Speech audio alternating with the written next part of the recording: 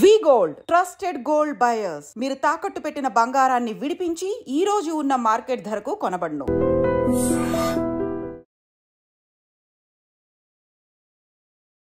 Hi hello నమస్తే welcome back to iDream media. ఈరోజు మనతో ఉన్నారు హైకోర్టు అడ్వకేట్ అలాగే ఇమిగ్రేషన్ లాయర్ అయిన పృథ్వీ గారు. ముఖ్యంగా H1Bలో I-140 రూల్ అనే దాని గురించి తెలుసుకుందాం. ఇది ఎవరికి వర్తిస్తుంది, ఎవరు దీంతో యూటిలైజ్ చేసుకోవాల్సి ఉంటుంది అనేది. Hi sir. హాయ్ సార్, H1Bలో I-140 రూల్ ఇది ఎవరి కోసం క్రియేట్ చేయడం జరిగింది? ఈ రూల్తో ఎటువంటి పనులు అవుతాయి?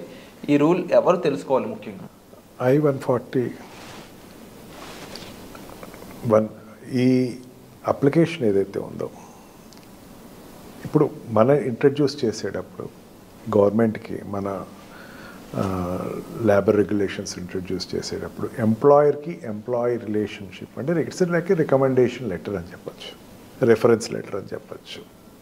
ఎంప్లాయర్ ఇతని ఎంప్లాయీ నా దగ్గరే పనిచేస్తున్నాడు అని చెప్పేసి కొన్ని డాక్యుమెంటేషన్స్ తను ఓత్ తోటి ఇచ్చేటువంటి డాక్యుమెంటేషనే I-140. దీనివల్ల ఏంటంటే ఈ సెక్టర్లో వాడు గవర్నమెంట్కి ఇచ్చేటువంటి సెక్యూరిటీ రీజన్స్ అయినా కావచ్చు, గవర్నమెంట్కి ఇచ్చేటువంటి ట్రంప్ ఎక్కువ రెగ్యులర్గా చెప్తుంది security threat from the foreigners అని చెప్పి, లేకపోతే ఎలియన్స్ అని చెప్పేసి వాళ్ళ ఎంప్లాయర్ అనే అతను నాకు ఈ క్యాండిడేట్ నా దగ్గర ఇన్నాళ్ళ నుంచి పనిచేస్తున్నాడు, నాకు ఇతనికి నేను రికమెండ్ చేస్తున్నాను అని చెప్పేటువంటి ఒక డాక్యుమెంటే మనం ఇప్పుడు మాట్లాడుకుంటుంది.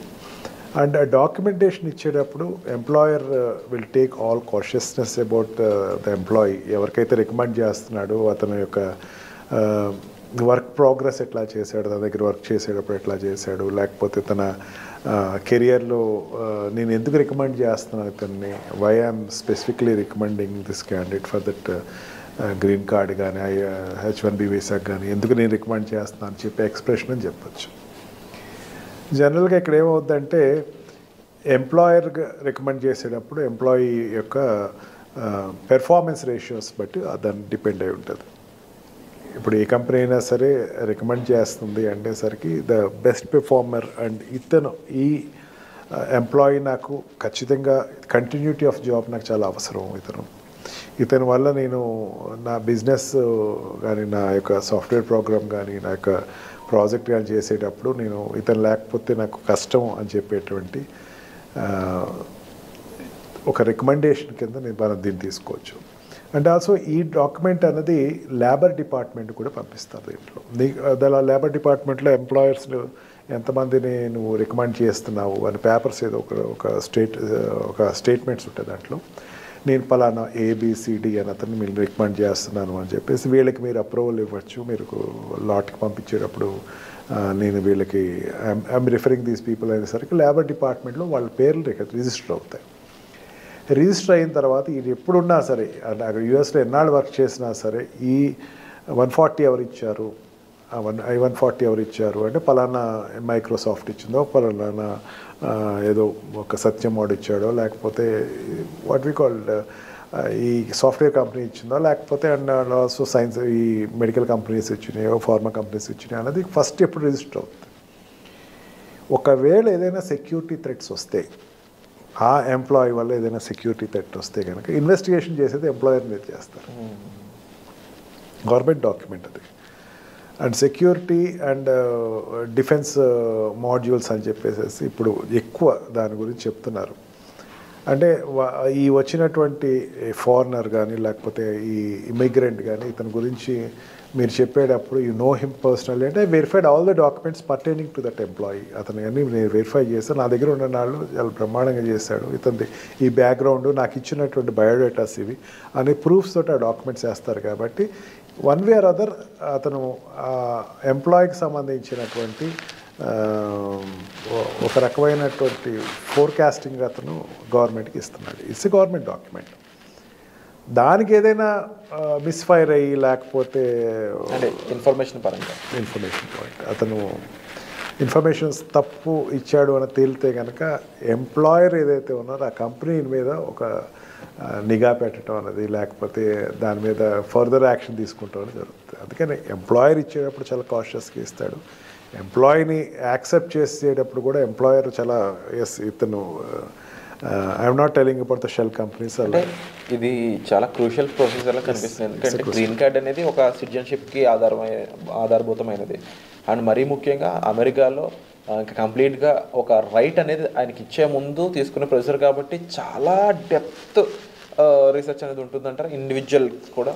ఖచ్చితంగా అతని పెర్ఫార్మెన్స్ ఎక్కడెక్కడ కంపెనీలోకి వచ్చాడు అనుకోండి, H1Bలో లేకపోతే L2లో L1లో L1 ఇచ్చాడు అనుకోండి. L1లో ఇచ్చిన తర్వాత వీళ్ళు ఇతనికి గ్రీన్ కార్డ్ని రికమెండ్ చేస్తున్నాను అంటే India is not recommending, or ఏ కంట్రీ ప్యాటర్న్ కంట్రీ ఉన్నా ఆ కంట్రీ రికమెండ్ చేయట్లేదు, ఎంప్లాయర్ రికమెండ్ చేస్తున్నాడు. అంటే ఈ రిఫరెన్స్ ఇచ్చేటప్పుడు అతనికి పూర్తి పూర్వపురాలు, అతను నాకు జాబ్ చేసినప్పుడు ఇంత స్ట్రిక్ట్గా లేట్ అవర్స్ కూడా పనిచేశాడు, ఇంత స్ట్రిక్ట్గా నా ఎకానమీని పెంచాడు ఇతను, I can recommend him strongly. And also I know about his background, because whenever he take leaves he used to give explanation very క్లీన్గా ఇచ్చేవాడు అన్నది వెరిఫై చేసుకుని అతను గ్రీన్ కార్డ్ ఇవ్వచ్చు. గ్రీన్ కార్డ్ ఇవ్వటం అంటే పర్మనెంట్ రెసిడెన్సీ ఇచ్చినట్టు. ఇక్కడ అతను ఉండొచ్చు, ఇక్కడ మన అమెరికాలో ఉండొచ్చు. Employer is nothing but American person, American company, American ఇంకో అమెరికన్ రికమెండ్ చేస్తున్నాడు, ఇంకొక ఎన్ఆర్ఐనో లేకపోతే ఒక ఎంప్లాయర్నో రికమెండ్ చేస్తున్నాడు అంటే ఆ కాషియస్ 100% వాళ్ళు తీసుకుంటారు.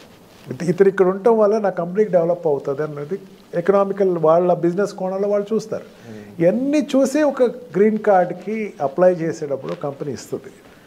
అన్లెస్ వాడు స్టాండర్డ్గా పనిచేసినటువంటి కొత్తగా వచ్చిన ఎంప్లాయీకి అయితే ఇవ్వదు ఎంప్లాయర్.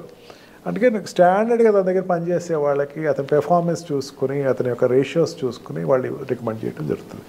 దాన్ని బట్టి గ్రీన్ కార్డ్ లాట్కి వెళ్తాడు. గ్రీన్ కార్డ్ లాట్కి వెళ్ళాడంటే రిఫరల్ ఎవరు ఇచ్చారు, పలానా వాళ్ళు ఇచ్చారు. రేపొద్దున ఏదైనా సరే అక్కడ 9/11 చాలా ఎక్కువ దుడుస్తారు, ఎప్పుడు రాకూడనటువంటి దౌర్భాగ్యం కంట్రీకి వచ్చిందని ఫీల్ అవుతూ ఉంటారు.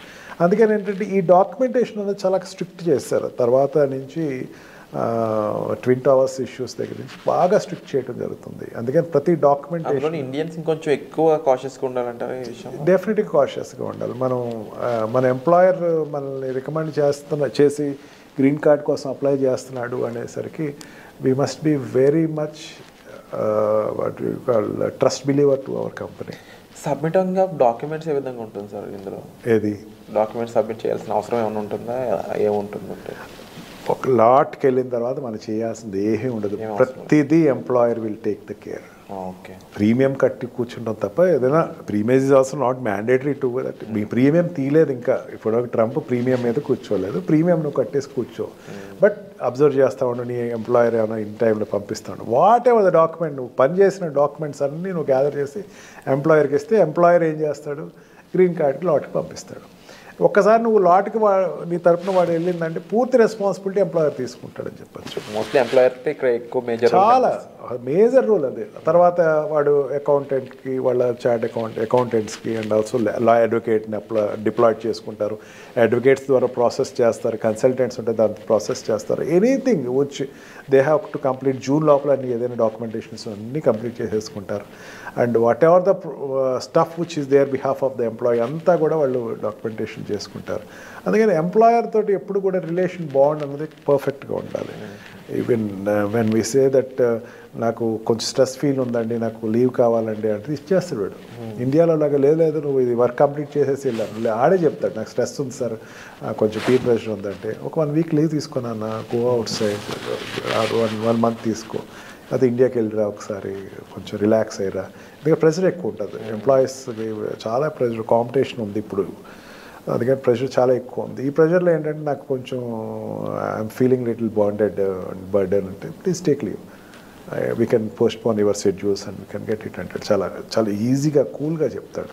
దే విల్ అబ్జర్వ్, క్లయింట్ తోటి వాటి మాట్లాడేటప్పుడు వెరిఫై చేసుకుంటూ ఉంటారు. అండ్ హాస్పిటల్ సెక్టర్స్లో అయితే పేషెంట్స్ తోటి ఉండేటువంటి బిహేవియర్ చూస్తారు. And how they are verifying with that consultancies చూస్తూ ఉంటారు. ఇవన్నీ వెరిఫై చేసుకుంటూ ఉంటాడు ఎంప్లాయర్ అనేవాడు. నిజంగా ఇండియాలో ఈ సిస్టమ్ కనుక ఇంట్రడ్యూస్ అయితే కనుక అద్భుతం అని చెప్పచ్చు.